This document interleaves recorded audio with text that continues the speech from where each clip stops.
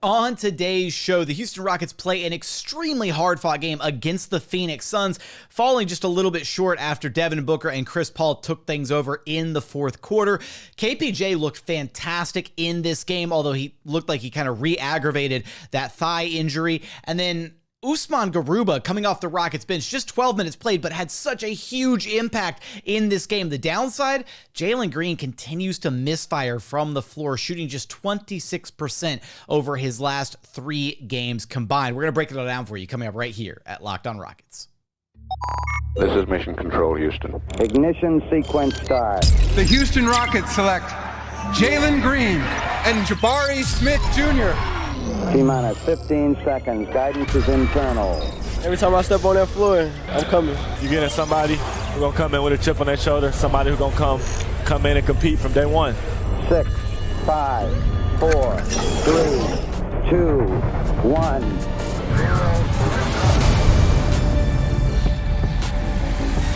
What's up, boys and girls, ghouls and goblins? Happy Halloween, and welcome to another edition of Locked On Rockets, your daily podcast home for everything Houston Rockets basketball. As always, I'm your host, Jackson Gatlin, native Houstonian and credentialed media member. I'm also the host of Locked On NBA Mondays, host of the State of the Rockets podcast, as well as Rockets Watch. Be sure to follow along on Twitter at JT Gatlin, and the show, of course, at Locked On Rockets. Free and available wherever you get your podcasts, including YouTube, where you can help the show out a ton by commenting on the YouTube page. Just go comment anything on the page. Remember, for the house, for the team, for the algorithm, go comment on the YouTube show. Now, today's episode is brought to you by BetOnline. BetOnline has covered the season with more props, odds, and lines than ever before. BetOnline, it's where the game starts.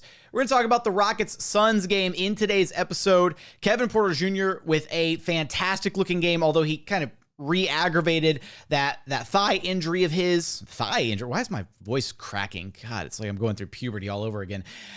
Kevin Porter Jr. re-aggravating that thigh injury, but he had a really, really strong-looking game. Usman Garuba made his presence, his impact felt off the bench. Just 12 minutes of run, but a huge impact on this game for the Rockets. And then Jalen Green continues to struggle, completely misfiring from the floor in this one, now down to just 26% shooting over the last handful of games. We're going to talk about all of that as well as some other, loose ends, tidbits from this game. We may even take a look back at a couple of the silver lining storylines from the albatross that was the Rockets-Blazers game Friday night. Unfortunately, had some stuff pop up over the weekend and wasn't able to get a sixth show out, an extra podcast out to talk about that game. I don't usually like having to sandwich 2 game recap pods in one episode. It feels crowded and clunky. So I didn't get a chance to do that one, though. However, that game was kind of a train wreck, so maybe it isn't the worst thing in the world that I didn't have an entire podcast to talk about Rockets-Blazers. This Rockets-Suns game, though, I mean, this was a game where it was kind of like an ugly game from both teams. Like, you look across the board and the Rockets shot just 43.7% from the floor, 32.4% from 3. They managed to shoot 84.5% from the free throw line. So you like those numbers. But then on the Phoenix Suns side of things, they were significantly better from the actual floor, 53.6% shooting as a team, just 30% from 3, though. The Suns, had kind of a bad shooting night as well. At the free throw line, the Suns were 73.3%. They did match the Rockets. Both teams had 22 made free throws. The Suns just had more free throw attempts overall. When you look at the flow of this game, it never really felt like the Suns were that far ahead of the Rockets, right? Like they took an 11-point lead at halftime, and it was kind of like, all right, maybe the Suns are getting ready to, break things open in the third quarter. And then the Rockets responded in a really big way in the top of the third quarter, fighting their way back into this game, really, showing a lot of, I guess, heart, right? Because you could have, hung your head, oh, it's the Phoenix Suns, they're going to beat us anyways, whatever. They didn't do that. Top of the third quarter, they had some hustle plays. Jae'Sean Tate bullied Chris Paul and stole an inbounds pass and spotted up in the corner for 3. Just throughout the game, I mean, KPJ was driving relentlessly in this game, getting to the free throw line at a really, really high rate, matched his career high in free throw attempts this game with 14 attempts. He was 11 of 14 at the line. And he is actually going to be your Locked on Rockets player of the game from this one because KPJ had a really fantastic game. 26 points, 7 of 17 from the floor, 1 of 4 from 3. The misses from the floor, right, are a little, you'd like to see him convert at a bit of a higher clip. The efficiency is not quite where you want it, but the free throw shooting is really encouraging. The fact that he got to the line 14 times and drilled 11 of them is huge because he's actually starting to get, whether or not it's deserved, he's getting more respect from the officiating crews, right? Where he's getting more respect on drives, he's getting more respect on three-point shots where defenders are closing out on him and entering his landing space or hitting him on the arm. And even during the game, I threw this up in Rockets Watch, and a lot of people kind of agreed. I wonder, right, if left-handed players are inherently better at drawing fouls especially from three-point land than traditional, than right-hand dominant players. Because, right, when you think about it, when you're closing out on a guy, if he's left-handed, you're closing out on the side of him where his body is there, right? Normally, if you're a right-handed guy closing out on a right-handed shooter, you're closing out with your right arm, and it's the space that you're closing out in is empty. But with a left-handed guy, that space is occupied, and so suddenly you're closing out. So it made me think back to all the fouls that we've seen James Harden draw over the years, all the fouls that we're starting to see Kevin Porter Jr. start to draw as a lefty. And I do wonder if there's some inherent advantage that lefties have when it comes to drawing fouls because other defenders are so accustomed to shading their body a certain way or closing out a certain way, footwork, positioning, all of that stuff. And it's just the complete opposite. It's flipped when you have a lefty that you're defending. So that was something that I thought of in the game that probably holds some water. I need to actually look and see if there's been research done about this or if people have investigated this before. But KPJ, continuing down his stat line, had the great free throw shooting night, had 8 boards, had 6 assists, had a steal. And here's the big part, right? Just 1 turnover for KPJ. And it really did feel like in this game, the Rockets kind of came out of the gate and they made it a point to move the ball, right? After the catastrophe that was the Trailblazers game, which I'll admit they did a better job in that game as well about trying to move things around offensively, but they came out with purpose. They were swinging the ball side to side. They were getting downhill. They were generating quite a few solid looks in this game. Jabari had some good looks. Jalen had some good looks. Tate had good looks. Sengun had some good looks. Most of everybody in this game got good overall looks. It was just unfortunate because it felt like every single time the Rockets were right on the precipice of tying the game or maybe even taking the lead against the Suns, they'd, somebody would miss a shot, wide open 3, smoke a layup at the rim, something like that. And then the Suns would come back down and bam, timely 3, get a little bit more separation, that kind of thing. And then the Rockets had 0 answer for 2 players on the Suns this game. And that is Devin Booker, who got everything he absolutely wanted inside the 3-point line. And then off the bench, Jock Landale, who just completely torched the Rockets, basically playing prime freaking Wilt Chamberlain in this game. Rockets had 0 answer for Landale, in the minutes that he played in this game, had 16.7 boards off the bench. The Rockets were getting bullied inside relentlessly throughout the course of this one. So there were some downsides to this game. There were some bright spots. I do want to talk about Usman Garuba and his impactful play in this game. He was your runner-up for Locked on Rockets player of the game, even though he only had just 12 minutes in this game. I also want to talk about Jalen Green and some of the concerns with his shot just not falling. Is it a shooting slump? Is it about shot selection? All of that. We're going to talk about that after a quick message from our friends over at BetOnline. BetOnline.net is your number one source for betting football and the start of a brand new basketball season. Find out the latest player developments, team matchups, news, podcasts, and in-depth analysis on every single game that you can get your hands on. As always, BetOnline remains your continued source for all of your sports wagering information with live betting and up-to-the-minute scores for every single sport out there. Right now, you can go take a look at BetOnline to see who the odds-on favorites are for this year's NBA title. The Milwaukee Bucks leading the way at plus 550. Boston Celtics right behind them at plus 575. Golden State Warriors in third place at plus 700, and then rounding out the top 5, the LA Clippers at plus 750, and a distant 5th, the Phoenix Suns at plus 1,000. So for all of those odds and more, be sure to check out BetOnline to learn more about the trends and action available to you. BetOnline, It's where the game starts. And continuing on here at Locked On Rockets, your daily podcast home for everything Houston Rockets basketball.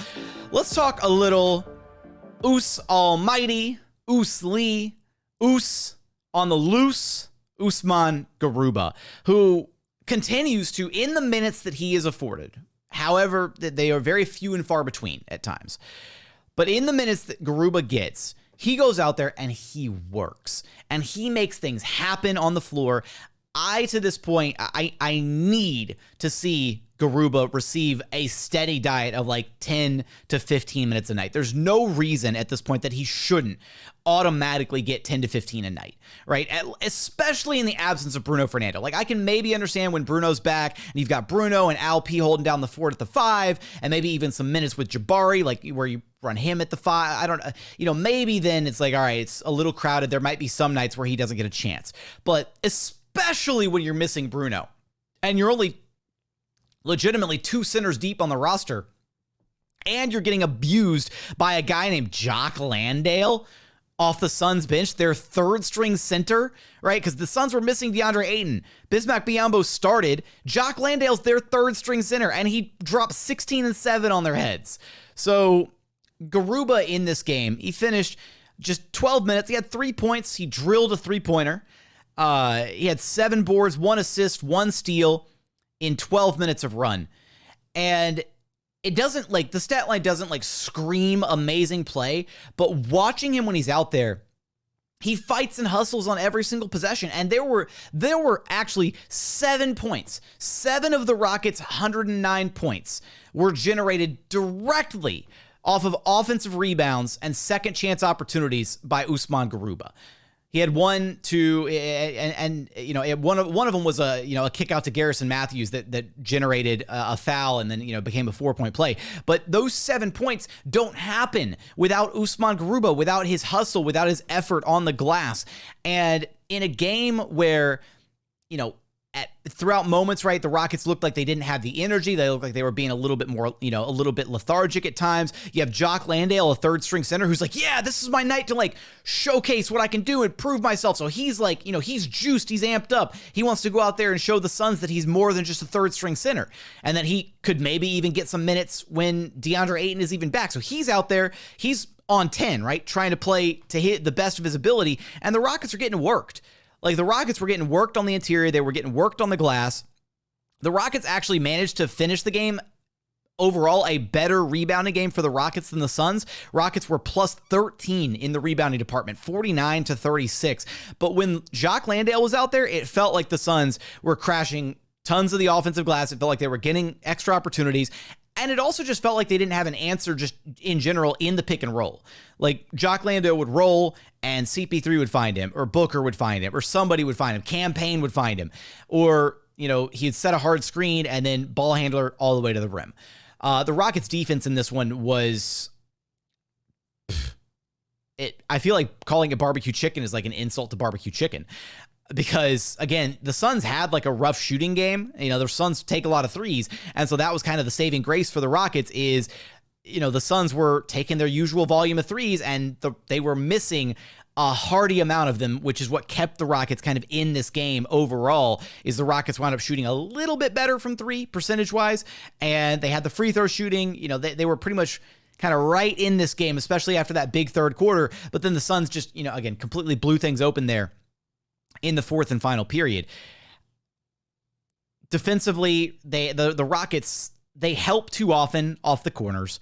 That's like their biggest cardinal sin defensively, is the Rockets help off the corners, and they give up corner threes. I feel like more than any team that we've watched this season through this handful of games for the Rockets, I feel like no other team gives up corner threes at the rate that the Rockets do. They also ignore defensive principles, like don't help off the strong side corner. So the ball will be on the left side of the court and they'll have somebody guarding the left corner, and then the drive will happen and you'll see somebody dig in from the left corner, and that's a big NBA no. You don't help off the strong side corner. So there are some just defensive principles that aren't being followed. And again, maybe you chalk that up to youth on the Rockets roster. Maybe you chalk that up to lack of execution. it feels like the Rockets have, especially when they've got like, Sengun or Bruno out there at the 5, and then you've got Jabari at the 4. I don't understand why we don't see like a mix of coverages defensively, right? Where it feels like they basically have to play drop coverage with Sengun and and pretty much Bruno as well. But then like 1 through 4, like they should be switching everything. 1 through 4, you've got size in your guards in KPJ and Jalen Green. Whoever's running your wing, whether it's undersized EG, who's still a good defender and can defend up for his size, Jae'Sean, Tate, KJ Martin, doesn't matter who you've got at the 3 spot. Whoever that is can also effectively switch. And then Jabari can effectively switch. So I would love to see kind of like a base defense for the Rockets where if Sengun or Bruno is involved in the action, they drop the big, right? Like that's just the base level defense. And then whoever's fighting around the screen has to like fight over the top of the screen to not give up the 3-pointer, yada, yada, yada. But then if it's anybody else involved in the action, switch and switch with purpose. Like that's the big part, right? Is when you're switching on defense, you can't just like, oh, okay, you take him. Like, all right, screen. Okay, I got him. Cool. Like that's not how you play NBA quality defense. You have to switch and you have to get in a guy's chest, right? You switch and you jump out off the screen, right? You make him uncomfortable. You make him pick up his dribble, right? Don't let him pull up for an easy 3. Don't let him get ahead of steam and get going downhill at the rim. Like all these little things. And that's just it, is they're little things, but over the course of an entire 48-minute game, they add up, right? So the Rockets can have a good couple defensive possessions or even a good stretch of defense, right? Where they get multiple stops in a row and you're like, yeah, they're back in this game. But then boom, they fall back into old habits, bad decision-making on offense, whatever, turnovers. And then you're just scratching your head because you're like, man, this team is like, it feels like they're on the precipice, right? Because they played a bad game. They played a bad game against the Suns. The Suns also played a bad game. But if the Rockets had cleaned some of the things up right, maybe clean up the turnovers, clean up the missed shots, so because the shots that they were generating, by and large, were pretty solid. You clean up a few of these things, and you're like, man, they could have been beating the Suns, right? They could have been whooping the Suns if you just clean up a few of these things. So it's like maybe there's some overreaction as to where they're at right now, 1-5 start, especially over these last handful of games, but it does feel like they're kind of knocking on the door of like figuring something out, despite what feels like a lack of structure, a lack of identity, just because they're talented, right? They muddle through some of these games, and it's like, man, they're like right there. And if they just clean up some of the mistakes, they'd be in it, or they'd even be up in some of these contests. Coming up, do want to talk about Jalen Green, his continued struggles from the floor. We'll also tie up other loose ends from this Rockets-Suns game, some other moments that stood out from this game. Gary Bird going to bat for KPJ at the top of the 4th quarter, and then the Rockets getting absolutely screwed by the officiating crew. And maybe some highlights from whatever, the minor positives possibly from the Trailblazers game. We're going to get there in just one moment. And final segment here at Locked On Rockets, your daily podcast home for everything Houston Rockets basketball. Now, as always, we appreciate you for making Locked On Rockets your first listen each and every day. For your second listen, go check out Locked On Sports Today. From the games that matter the most to the biggest stories in sports, go beyond the scoreboard and behind the scenes with the local experts and insights only Locked On can provide. Locked On Sports Today, available on this app, YouTube, and wherever you get your podcasts. Now, as I was kind of getting ready for this final segment here, there were a couple things that stood out that I realized that I want to talk about. One, I'm upset that Chris Paul had 15 assists and no turnovers. Like, I didn't realize he had that many assists. Just carving up the Rockets, man. In 31 minutes, 15 assists. And on top of that, just to put in perspective, the Rockets had 18 assists as a team. Chris Paul had 15 assists by himself. Point God on full display in this game. Also, Chris Paul should have been charged a turnover for the inbounds play where Jae'Sean Tate like muscled him and took the ball, because I don't think that turnover should have been credited to the inbounder, but I guess it was. So I'm a little salty that Chris Paul had a perfect game against the Rockets. Looking elsewhere at the 4th quarter kind of meltdown for the Rockets, I wanted to talk about that and wanted to because that kind of goes hand in hand with Jalen Green and his struggles. So first off, well, we'll talk about Jalen Green. Let me start with the 4th quarter meltdown. The Rockets missed every single shot in the 4th quarter that they attempted that was not right at the rim or at the free throw line.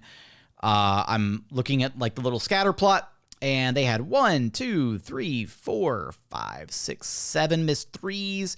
They had 2 shots inside the paint, one from Alp, one from KPJ that were just outside of the restricted area, missed both of those. And then they made the handful of shots in and around the rim that they attempted.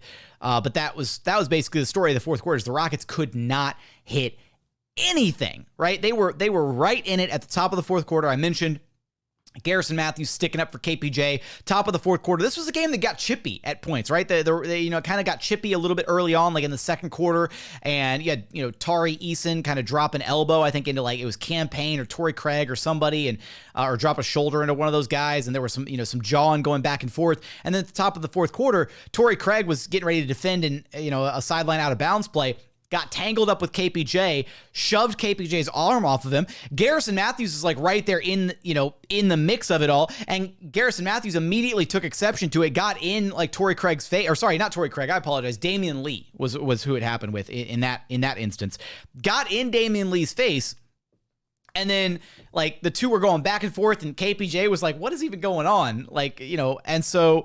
And then the referees went and reviewed it all. And normally the way this works, right, is like KPJ was minding his business. Damian Lee instigated. Garrison Matthews responded. That's a tech for Damian Lee and a tech for Garrison Matthews. Continue play, right? That's it. The issue was this was an away from the play foul on the inbound. So KPJ whistled for the away from the play foul, I believe. It awarded the Suns 1 free throw and the ball for the away from the play foul. And then the kicker on top of that is the referees decided to award the Rockets a technical to KPJ and a technical to Garrison Matthews. Damian Lee got off scot-free, which was absurd.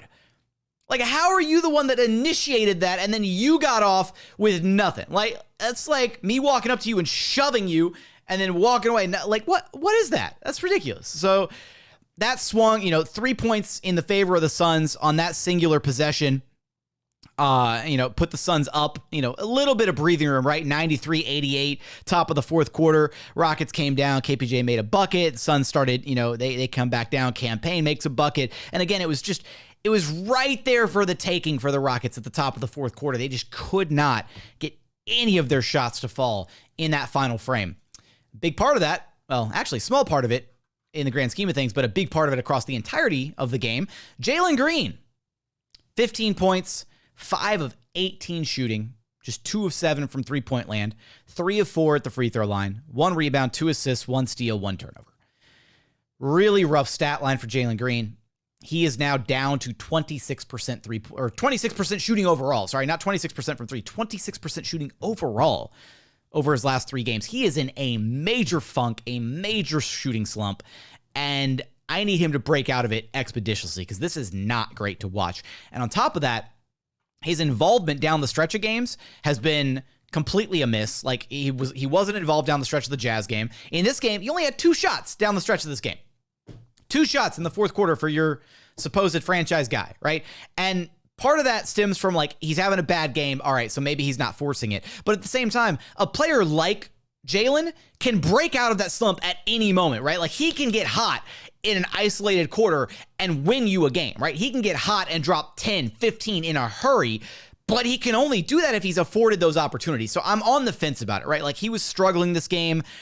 KPJ was having a solid game. Basically, everybody on the Rockets roster actually had a relatively good game outside of Jalen and Jabari. And even Jabari had more so a quiet game than a bad game, and wasn't really a focal point throughout stretches of the game. So Jalen had a bad game. Jabari had a quiet, indifferent style game. And then everybody else on the roster actually had a pretty strong performance, give or take. Right? I'm make sure I'm not missing anybody. Yeah, I mean, you pretty much like and expect what you got out of everybody else on the roster. Minus some of the ugly turnovers here and there from guys like, Dacian Nix, Josh Christopher off the bench. You could live without those, obviously. But for Jalen, though, he needs to break out of the shooting slump, right? And I think part of it is he's starting to second guess himself, which is, uncharacteristic, right? For a guy that drips and oozes as much confidence as Jalen does. He's starting to second guess himself on the floor, right? Where he'll drive in and he'll try to finish at the rim and he gets swatted or receives contact, no whistle. And a big part of that is because he drives to the rim and he tries this like finesse stuff, right? Where he'll like drive to the left side of the rim and he'll go up with like his right hand and he'll try these like twisty, like reverse layups on the opposite side of the basket. And he'll smoke them when he gets to the rim. Sometimes he makes them. A lot of times he's been smoking them though.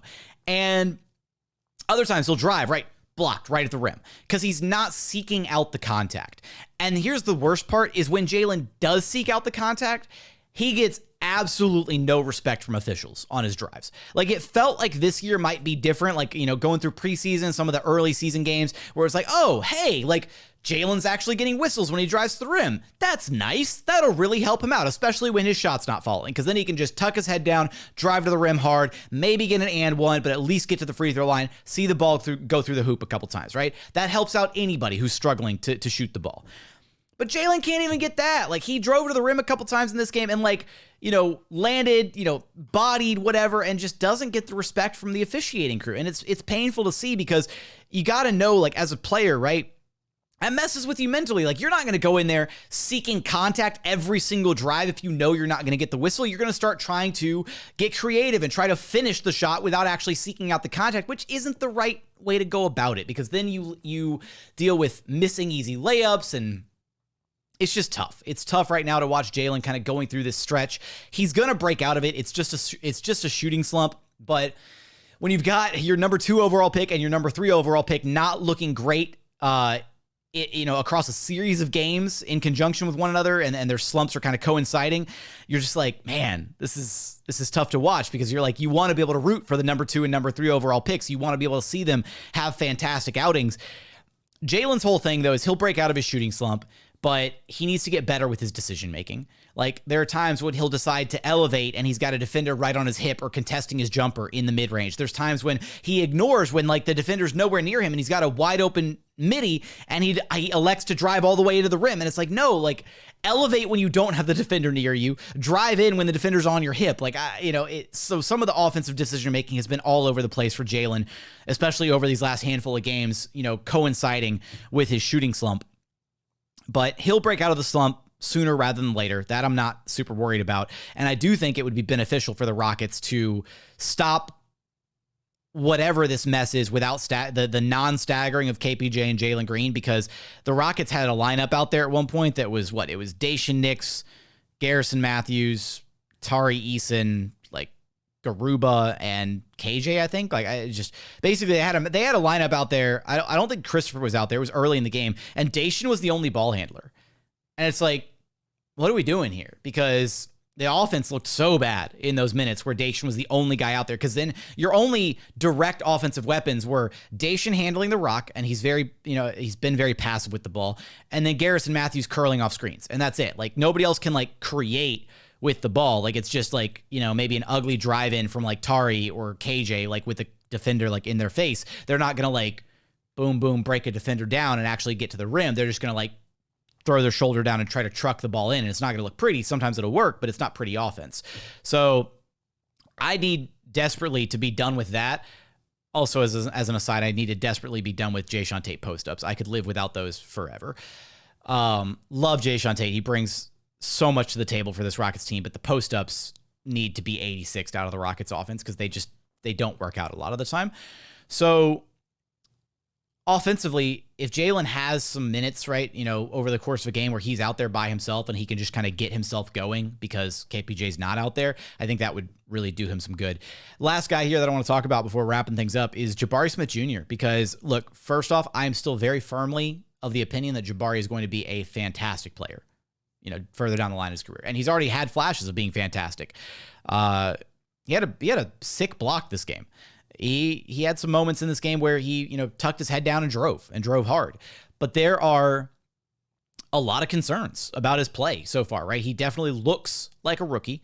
He looks, you know, like the speed of the game is you know, that he's not catching up to it quite as quickly as you would have liked to see, right? You know, a lot of indecision on the floor, when to shoot, when to not shoot, when to drive, when to attack. Defensively, he's had flashes where he looks really good, right? You get him on a switch, put him out on the perimeter. He's like, he held Chris Paul at the end. It was either the end of the half or into the quarter or whatever, and forced Chris Paul into a really tough, like it was going to be Chris Paul's like patented, like, all right, I'm gonna, you know, back you down. I've got the switch and I'm gonna elevate from the mid range. And Jabari stuck with him through all of Chris's little hezzies and fakes and shoulder dips and all of that, and didn't go anywhere, and forced Chris to like abandon his shot because Chris was going to elevate like he was going to shoot, and Chris had to dish it out to the wing at the very last second. But Jabari's had some flashes where he's looked fantastic defensively, where he's been able to hold his own, especially on switches, because he can guard smaller, faster players. But on the interior, right, he looks like he's, a 215-pound 19-year-old, right? He gets bodied on the interior at times from bigger players. And then he also has a bad tendency to not actually box out. Like he watches the shot go up a lot and doesn't throw a body on somebody. And that's a little concerning. It's not something that is like... Look, Jabari's got this workhorse mentality. He's going to iron out whatever deficiencies are in his game. I'm not worried about that. It's just that there are a lot of deficiencies in his game right now. The ability to put the ball on the floor and do something with it that isn't just like kind of an ugly drive to the rim, it's tough. I love the confidence to put the ball on the floor and to try and make something happen. But that's not his strong suit right now, right? I don't need to see Jabari try to put the ball on the floor and like drive and finish through contact and like finish at the rim. I don't need to see that out of him, right? Like let him flourish and be good at the things that he's good at first, and then start adding to his bag over time. And it just feels like the Rockets, by and large, offensively aren't doing a good enough job of putting Jabari and even to a lesser extent Jalen Green, because Jalen can like orchestrate his own offense, get his own shot, whatever. But putting those guys in positions where they can be successful and get to the spots on the floor that they want to get to and have some easy looks. But Jabari's also missing some really wide open, easy looks, right? Like he was 2 of 6 from 3 in this game. He had some very wide open, easy shots that he just smoked. And so that's going to be like, a concern until he can get that 3-point percentage up to an area where we're like, all right, this is the Jabari that we wanted to see, right? Shooting 40%, give or take, from 3. He's been hovering around, I don't know what it is after this game, I should have looked it up, but he was hovering around league average, 35.5%, 36%, which like, again, that's good. That's league average. But for Jabari, that's bad because we're expecting, a lot more. We're expecting 3 or 4 percentage points higher from 3. But he had that. He's had opportunities at the rim that he hasn't been able to convert. He had one where like KPJ drove it in, shovel pass off to Jabari, and Jabari just, tries to go up with it, and he gets the ball stripped, right? Because he doesn't have those strong hands to like just rip through an arm and like finish strong at the rim. So there are some concerns with Jabari. He is not a bust. Do not take it that way. Still very much Jabari jungle, whatever you want to label it. Like I still very much believe in him, but this is just the reality of the situation. Like there are some things that need to be ironed out and worked on in his game, and the Rockets are going to work on those things. So with that, that's all I got. I'm not gonna revisit the Trailblazers game. That was kind of a dumpster fire game, and the positive storylines were kind of few and far between in that one. So I will just leave that one be. Dacian Nix did go 3 of 4 in that game against the Trailblazers. So like that was one of the positives from that game. But with that, that's going to do it for today's episode. As always, appreciate you for checking out the show. If you haven't done so yet, consider subscribing wherever you listen to your podcast. That's Apple, Spotify, Google, Odyssey app, free and available wherever you listen to your podcast. We're also on YouTube. Just go to YouTube, search Locked On Rockets. Be sure to like, comment, and subscribe. What was your favorite part? What was your takeaway from this Rockets-Suns game? What would you have liked to see be done differently lineup-wise in this game? I talked about the lineups there for a little bit. Let me know in the YouTube comments. Do read each and every one of those every single day. But as always, thank you so much for watching. Thank you so much for listening. We look forward to having you back right here at Locked On Rockets, your daily podcast home for everything Houston Rockets basketball.